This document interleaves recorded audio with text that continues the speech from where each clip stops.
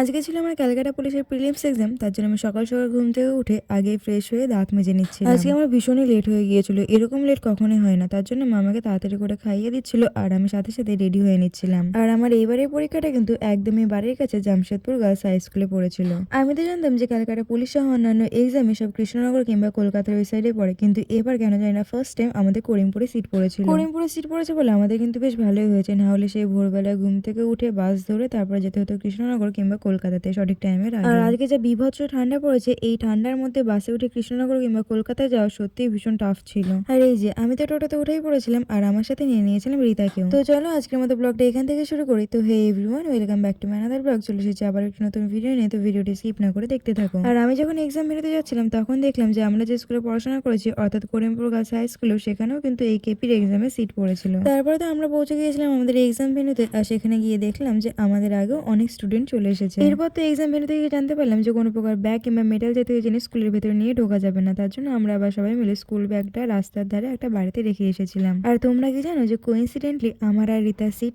একই স্কুল আর একই ক্লাসে পড়েছিল, 3টে বেঞ্চের আগে পড়ে। সত্যি কথা বলতে গেলে এরকম কিন্তু কখনোই হয় না। আমি আর রিতা তো এক্সামের ফর্মগুলো একসাথে ফিল আপ করি, কিন্তু কখনোই আমাদের এক স্কুলে পড়ে না, সবসময় আলাদা স্কুলে পড়ে। কিন্তু এইবার আমাদের এক স্কুল আবার এক ঘরেই পড়েছিল।